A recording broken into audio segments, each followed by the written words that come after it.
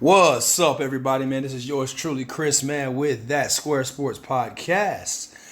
Today we are doing the Detroit Lions.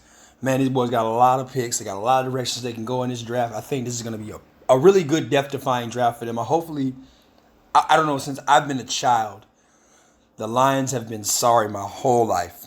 Calvin Johnson era, Matthew Stafford era, Barry Sanders era. The Lions have been just a terrible organization. And I don't know what to say about it.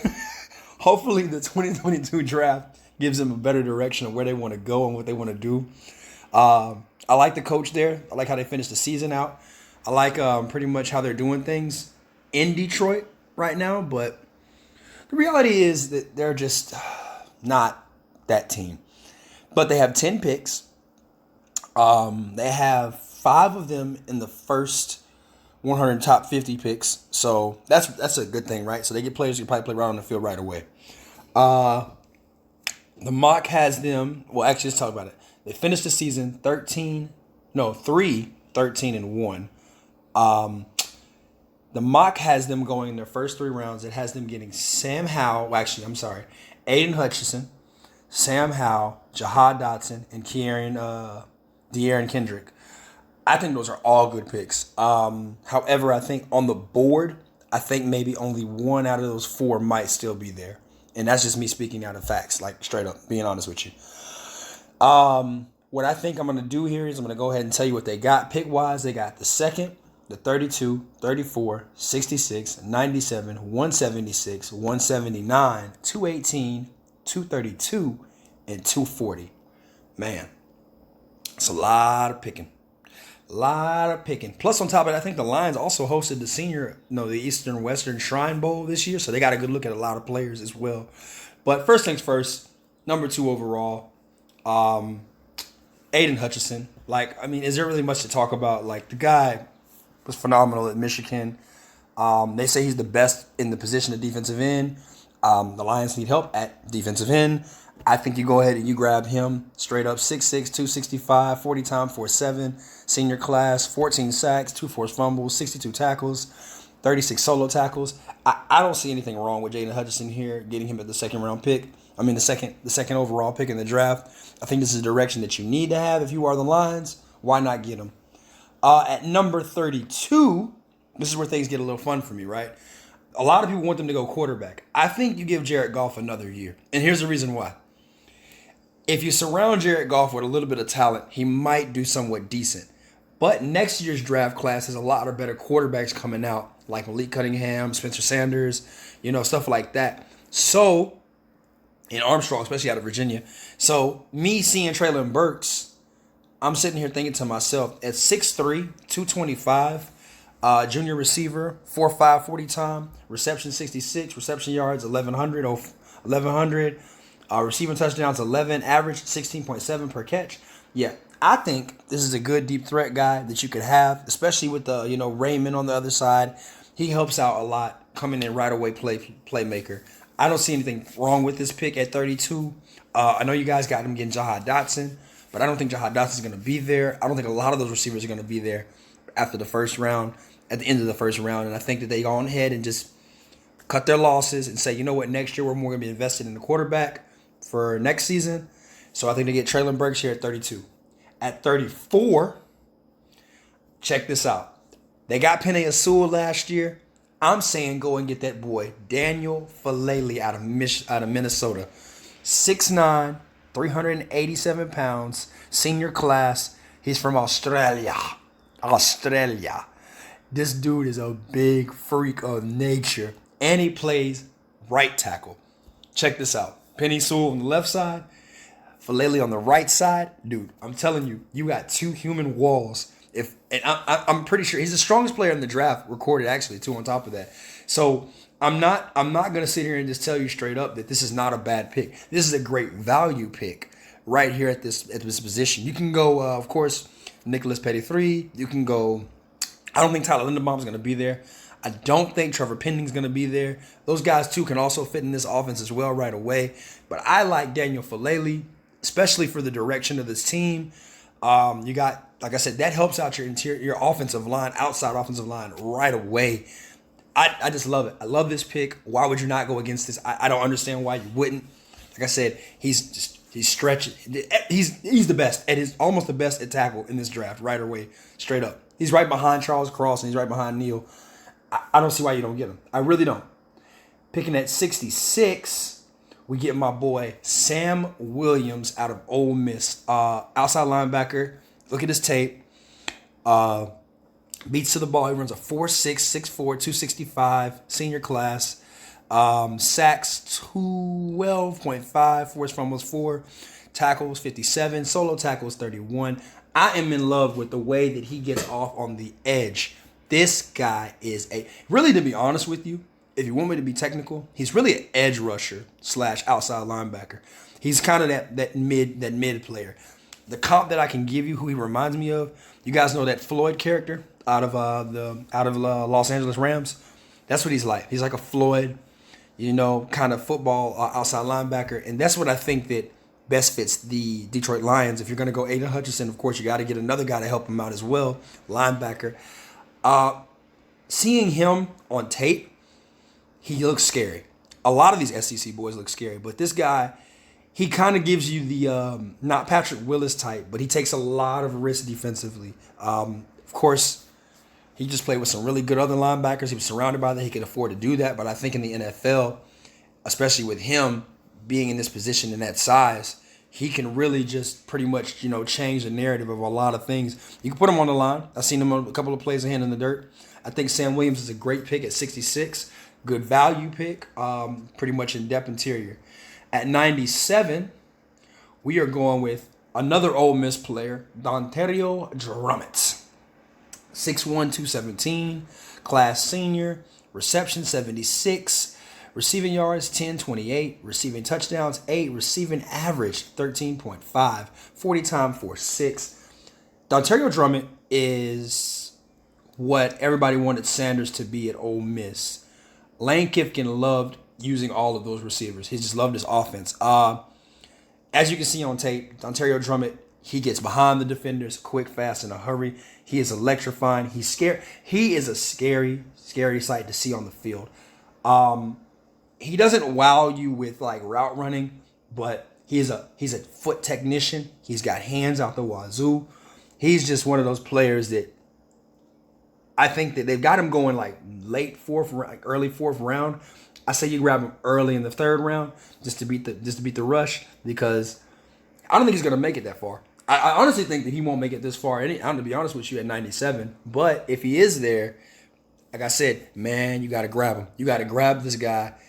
Not only because he's just one of those players that's just a freak of nature, but he brings excitements to the offense. That's something that we think we need, especially grabbing two receivers like Traylon Burks and Ontario Drummond. You automatically upgrade your receiving core to at least a C+ or B- at best right away for the Lions right away. And you kind of see where I'm going with this if you notice, right? Getting all these players, especially getting them all like that, you're going to see the narrative that you're going to see the Rams did, how they had Cooper Kupp, Robert Woods, Brandon Cooks. Same thing I'm doing here with the Lions. I'm getting, Dontario Drummond, Raymond, and I'm putting in Traylon Burks. You see where I'm going with that. Next up, at 176, boy out of Texas A&M, Michael Clemons, 6'5", 270, senior class. He's actually from close to my hometown, believe it or not. Anyways, 4.8 is his 40 time, sacks 700, forced fumbles 1, tackles 32, solo tackles 23. His stats do not speak to his talent, except for the sack part. He that is legit. He is a talented defensive end. And once again, like I said, you're sitting there saying, why are you keep going DN? I'm driving it heavy and hard because I believe that when I watch the Lions play, there is no sense of urgency on defense whatsoever. Their offense is bad. It just looks horrible. The only game that they really kind of like was lights out in was the game, of course, against the Cardinals towards the end of the season. And because of that, I think if the Lions grab a lot of defensive ends, I'm edge rush heavy. Because what if Aiden Hutchinson doesn't work out, right? This is a good insurance plan in the deeper parts of the draft. I like Michael Clemens, not only because of his swim move, not because of his bull rush, but because of his sense of urgency on the field. Third down, he's coming. It's like Aaron Darnold, man, on the fourth down play in the Super Bowl this year. He is coming regardless. Like, he knows the urgency that the teams have when they have to try to get a first down, and that's what he puts the most pressure on. I think if he's there in the fifth round, why not grab him? 3 picks later, at 179, I have them finally going defensive back. I know that they've got a young defensive back a couple years ago in the first round. So I'm thinking, obviously in the fifth round, why not get Josh Thompson out of the University of Texas? This guy is a freak of nature. Doesn't have a lot of interceptions. He's really more so of a cover corner. Hard hitter. So you really can kind of vary. You can put him at safety, corner, however you want to do it. Accolades: 6 foot, 190, senior class, interceptions 1, interception yards 27, pass deflections 2, tackles 34, solo tackles 23. 53 in his position in his draft. He actually runs a 4.4, so he's a quick kid. You can kind of alternate him back and forth at safety, corner. I think he can play a lot of man coverage. He gets lost in zone, I think, because he just wants to make a play. He's one of those players that just, I got to hit somebody.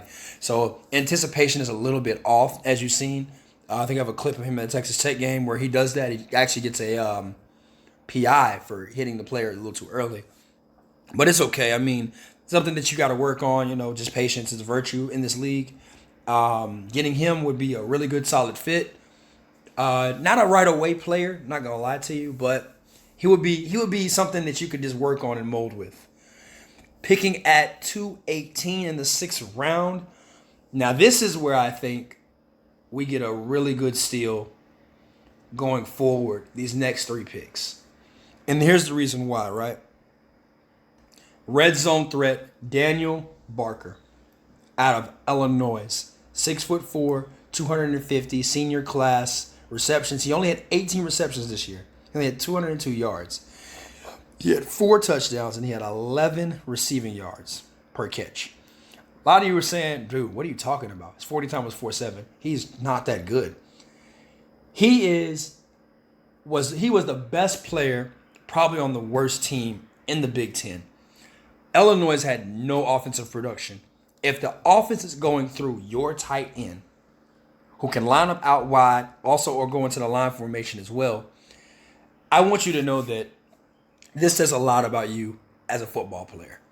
Daniel Barker, there was a period where I was listening to the commentators say that the Illinois Fighting Illini hadn't scored, I think, a touchdown in 2 or 3 games, and Daniel Barker scored 2 in 1 game. And this is what I'm talking about, right? So for the Lions, if you get a guy like this, right, he also helps out with the receiving core. A lot of you were saying you're not going O-line. I went O-line earlier, and I'll go O-line again here in the next few picks. But Daniel Barker is a player that he's like an Ontario Drummond. He brings excitement. He's fun to watch. Blocking, not so much. Can he catch? Hell yeah, he can catch. Can he sell a play action? Hell yeah. Can he break away from middle linebackers and linebackers? Yes, he can get behind them. So much that upper body strength-wise too as well. A lot of people don't understand this. He actually really is strong enough to handle a lot of corners in open space and can make a good first move. So I think getting him makes it a little bit more funner to watch because of what he can do for them. And I like to see him in this offense too, especially on top of that. That'd be really good to see him.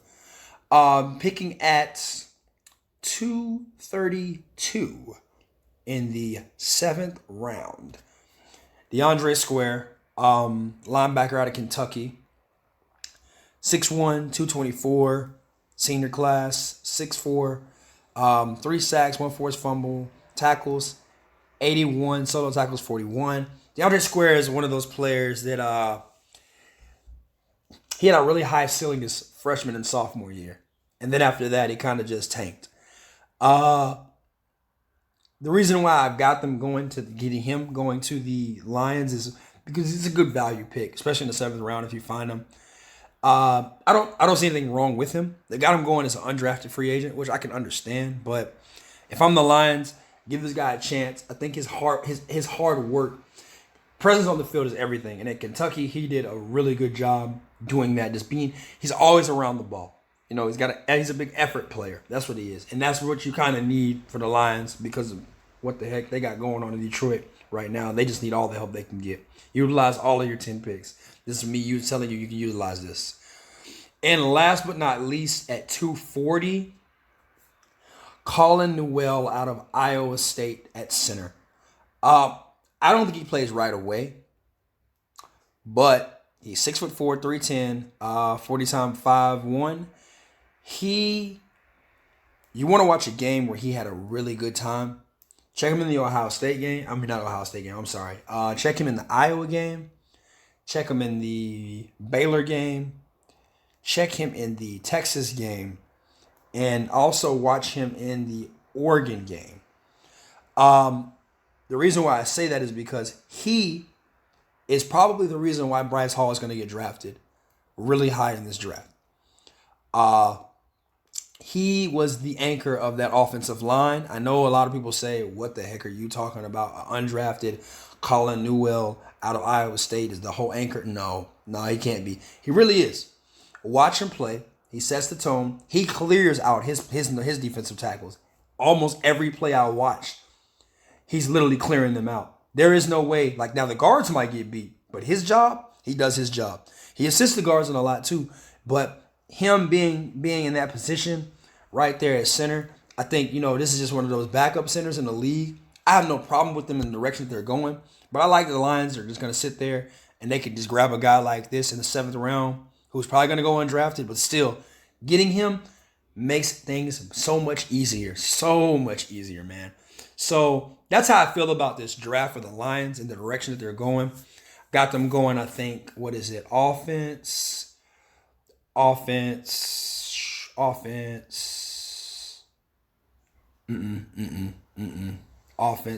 So I got about 5 offensive players, I think. Traylon Burks, Daniel Falele. Then you got Dontario Drummond. You got Daniel Barker, and then you got Collins. So then the other 5 is all defense. You got Aiden Hutchinson. You got Sam Willis. Yeah. So I got them going 5-5 in this draft. 5 defense, 5 offense, which is a good split, obviously. You tell me what you all think, man, in this draft. That's just me going forward. I think that the Detroit Lions are headed in the right direction with all these picks. Maybe out of all of them, maybe 60% sees the field and actually has some type of, you know what I'm saying, relevancy on the team. But a lot of good value picks, man, especially for the Lions. That's what I'm gonna end the video on that, man. Straight up. Y'all have a good day, man.